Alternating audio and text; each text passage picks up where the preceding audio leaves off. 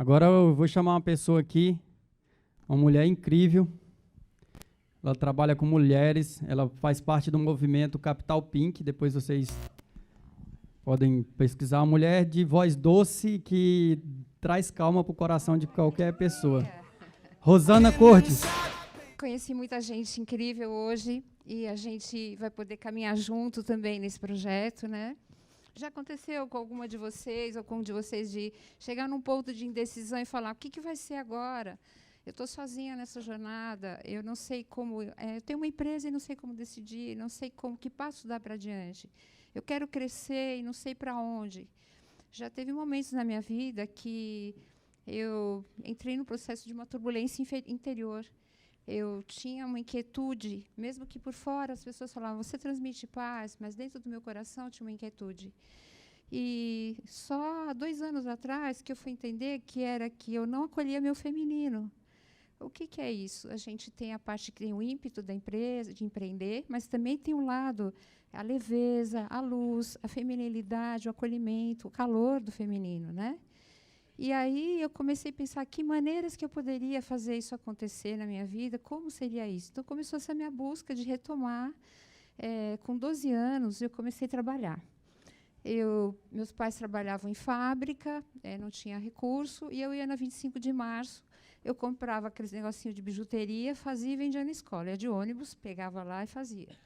Na faculdade, também, uma amiga fazia umas coisas e eu vendia. Eu fiz odontologia, era período integral. Enfim, me virei sempre.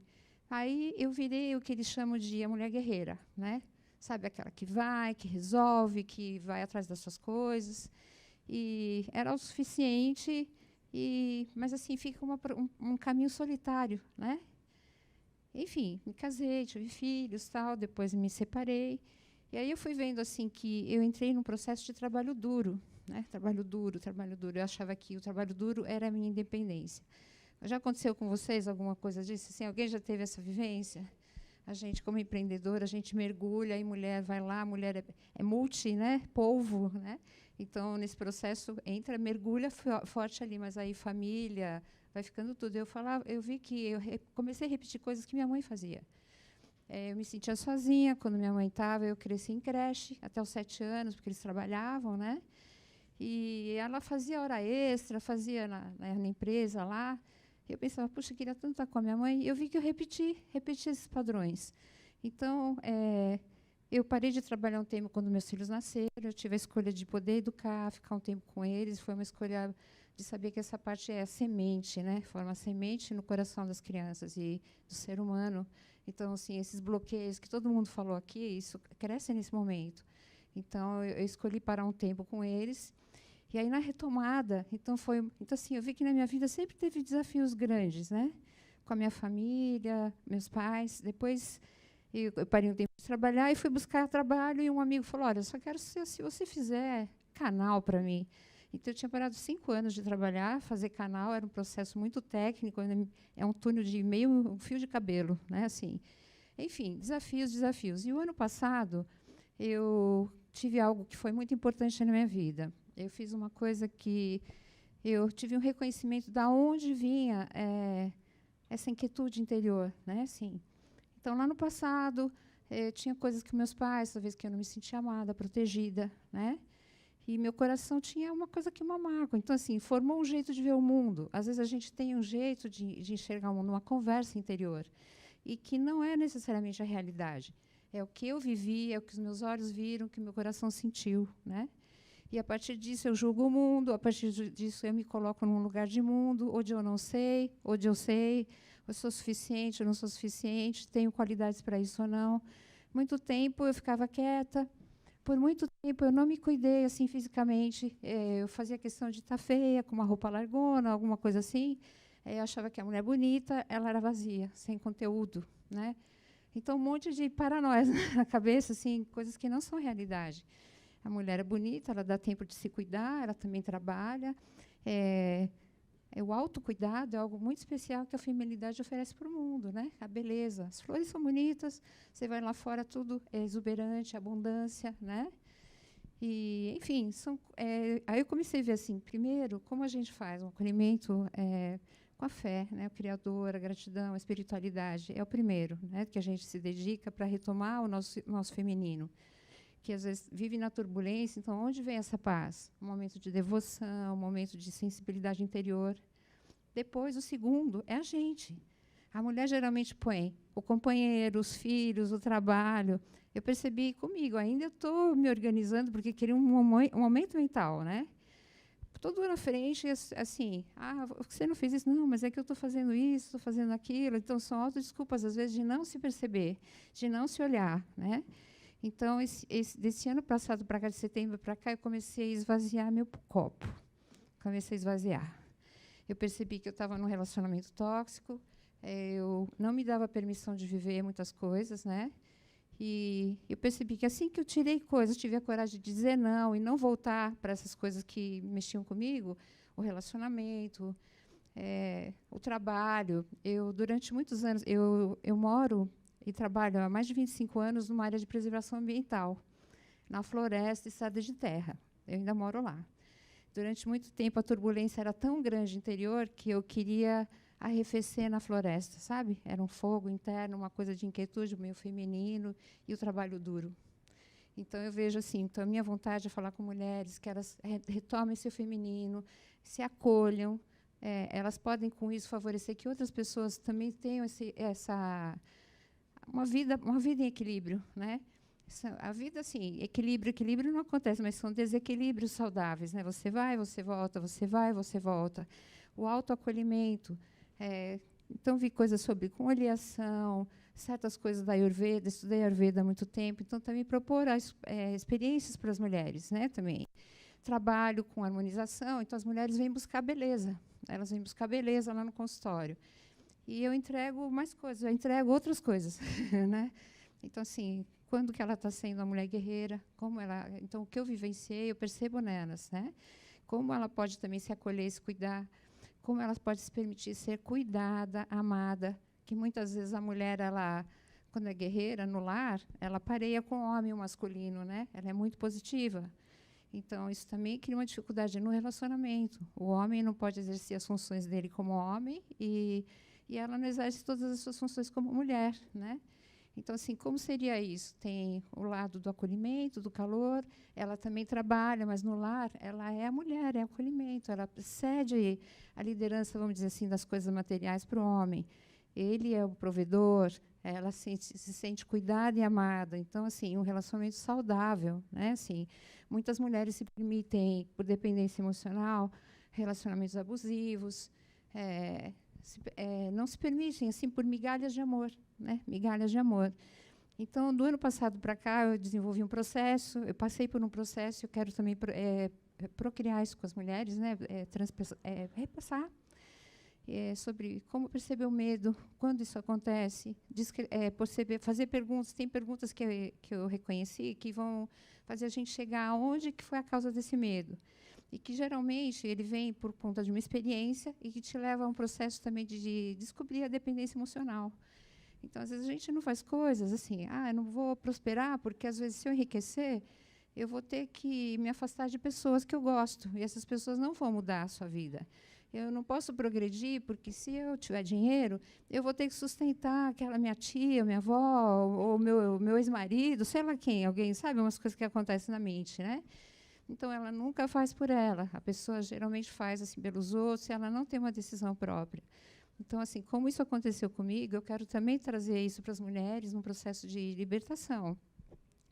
E, a partir disso, então, as coisas começaram a acontecer na minha vida. Comecei a ter sonhos, né? Muitas vezes estava num momento de modo avião, meu consultório era só eu, uma funcionária, então virei pessoa jurídica, estou trazendo pessoas para lá também, né?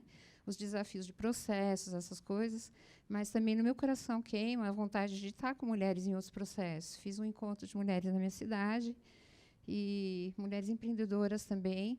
Meu primeiro encontro teve 37 mulheres ao vivo. Aí, então, fiquei bem feliz, e isso foi um desafio, né?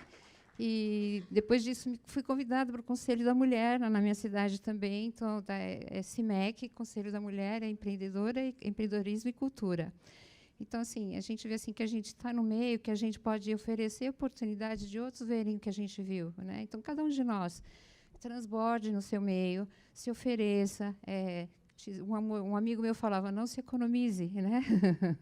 Não se economize, transborde onde você estiver. Coisas pequenas. Hoje estava comentando, em 2017 eu comecei a aprender alguma coisa de marketing digital e a pessoa falava, não, façam vídeos, né? E eu fiz um vídeo, na época eu estava sem ideia, começando, essa coisa de exposição e tal. Aí uma amiga falou, faz para os meninos do Enem, né? Não era nada a minha fala, mas eu falei, não, então, quando vocês forem fazer a prova, vocês respirem, se acalmem, se coloquem numa posição de inspirar, expirar, porque tem neurônios no nosso cérebro que só percebem a respiração. Quando você respira ofegante, na parte de ansiedade, alguma preocupação, eles falam para o cérebro, olha, manda lá, assim, adrenalina, cortisol. Se você respira profundo, então eles falam, não, está suspirando, muda a máquina aí. Então, assim, só fisicamente a gente fala com o nosso corpo. Outra coisa também, sorrir, né? Então, lá nos pacientes, trabalho com pacientes também com bruxismo, apertamento, muitos anos com apertamento. Então, a cura disso começa numa coisa de autopercepção, cada 2 horas respirar e sorrir. Sorrir, né? A gente tem um relato, outro dia eu vi um vídeo do Pablo, ele falando que na corrida, não sei se vocês viram também, que alguém sugeriu, acho que um preparador falou assim, não, eu comecei, quando estava no filme, estava dando câimbra não sei aonde, né? Sorriso, sabe? Assim, um sorriso forçado que seja, de repente você ri de verdade. E isso também, endorfina, tal. A endorfina é um anti-inflamatório, é o hormônio da felicidade. Então, assim, coisas físicas simples, respiração, você quebra o automático, você percebe teu corpo quando você está tenso também, né? E assim, a partir daí, então, assim, a gente vê assim, como que a gente sabe? Parece simples, né? Aí eu fiz o vídeo do Enem, soltei lá. Depois de uns 4 meses, sentou na minha cadeira lá no consultório uma amiga. Ela tem uma filha que tem a idade dos meus filhos, cresceu com eles, né? E ela falou assim, Rô, sabe, a filha dela começou com aquela depressão se cortando. Eles não dormiam, ela não queria internar e ficou meses assim. E ela sentou lá e falou assim, Rô, sabe que uma coisa que está me ajudando muito é aquele vídeo dos meninos do Enem. Quando eu estou mal, eu vejo aquele vídeo. Eu nunca imaginei isso. Foi assim, choquei na hora, arrepiei inteirinha. Eu falei assim, a gente está num lugar que a gente não sabe o que a gente pode alcançar. Qualquer ação pequenininha é muito importante e ajuda muita gente. Depois de 4 anos, veio uma menina lá no meu consultório, ela sentou e falou assim, doutora, antes de eu começar, eu queria te falar uma coisa que eu estou fazendo. Eu assisti aquele vídeo do Enem, dos meninos do Enem, e eu trabalho com crianças de 4 anos. Todo dia antes de eu entrar, esse ano inteirinho, isso era novembro, né? Esse ano inteirinho, antes de eu entrar na classe, eu me coloco, eu respiro, igual eu falava para eles respirarem, e eu penso, o que eu vou ser para essas crianças? Então, eu entro numa outra postura. Então, assim, eu achei incrível isso. Eu não dava nada aquilo, não era minha fala, não era meu nicho, mas os meninos do Enem, entendeu? Assim, então, e os outros? Aí, esse ano, aconteceu uma coisa legal. Então, eu comecei a me desafiar, eu comecei a querer coisas novas. Eu fui já na plataforma, eu comecei a acompanhar o Pablo, e o Thiago falou, eu falei, aí, primeiro, assim, a gente, às vezes, é movido e fala assim, eu quero um investimento, né? Como é que eu vou mudar? Eu queria uma outra fonte de renda. E eu falei, o que você me sugere? Ele falou, faça coisas novas, né? Que é o que é a fala dele. Então, achei surpreendente isso. Então, comecei o trabalho com as mulheres, mesmo não sabendo onde ia terminar, sabe? Assim, você dá o passo 1, às vezes está formando o chão. Dá outro passo, está formando o chão, né? Não está tudo pronto. E meu perfil, às vezes, precisa saber onde você vai chegar. Às vezes, eu não dou o passo por causa dessa incompletude, sabe? Então, eu estou aprendendo como me acalmar, como trazer que está tudo bem, se isso é um medo real, de alguma coisa real, ou se isso é só uma preocupação. Medo vem, que é uma autodefesa, né? Mas não necessariamente é de um perigo real. É de alguma coisa que eu tenho medo porque eu não experimentei, porque minha mãe falava, isso é perigoso, você não está pronta, você é frágil, é mulher, não, vai cair, né? Sabe aquela coisa assim? Esse ano, nessas experiências, eu fui já no kart, né? A gente levou lá no kart, e eu pensei, putz, por que eu nunca fiz isso aqui? Uma, porque eu sou mulher e, às vezes, o meu feminino não pedia aquilo, mas eu tenho que ter um pouco disso. Então, assim, o tempero agora é o feminino e a proatividade também, né? Não é só a passividade. A mulher tem a leveza, isso tudo é que alimenta, que acalma o mundo, sabe? Assim, a presença da mulher traz outros efeitos para a sociedade onde a gente está. Então, eu tenho visto assim, cada vez mais que cada um contribua onde estiver, com o que for possível. Coisinhas pequenas que a gente acha que não tem valor, fazem diferença. Naquele encontro de mulheres, tem uma amiga que ela estava lá, né, uma pessoa que é vizinha lá, ela tem 63 anos, e ela falou assim, sabe que ouvindo você, porque assim, fui vulnerável, tive dificuldades, né, coisas a passar, mostrei um antes e depois de muita coisa que tinha acontecido na minha vida, né? E ela falou, eu vou voltar a trabalhar nesse outro ramo, né? Então, assim, então pessoas vão se encorajando. Quando eu entrei aqui no Capital Black, no primeiro momento, eu falei assim, nossa, um investimento, 60K. Putz, aí, então aquilo assim, eu vou perder, né? Na minha mente escassa, assim, minha mãe, a família da minha mãe era italiana, então guardava vidrinho, guardava potinho, sabe essas coisas? Meu avô veio lá da Itália, né? Isso enraizou. Aí eu falava, nossa, mas não posso, assim, vou perder esse investimento, essa parte, era caro. Aí até uma hora eu falei assim, e na minha mente sabia, e o ambiente, né? E o ambiente. Aí eu fui lá, passei o cartão, mas eu senti uma leveza, uma leveza. Então, assim, a gente tem que fazer o que sabe que é melhor, ousar. Então, assim, agora, assim, também a sugestão para as mulheres, que elas ousem coisas diferentes. Aquilo que ela nunca pensou fazer todo dia. Então, conhecer uma pessoa nova, fazer uma coisa nova, isso é o desfrute da vida, né? Você vê os caminhos, coisas que estão acontecendo. Outro dia, no almoço aqui, sentei do lado do menino, do Brexit, 32 anos, falei, aí, o que você faz? Ah, eu tenho um banco.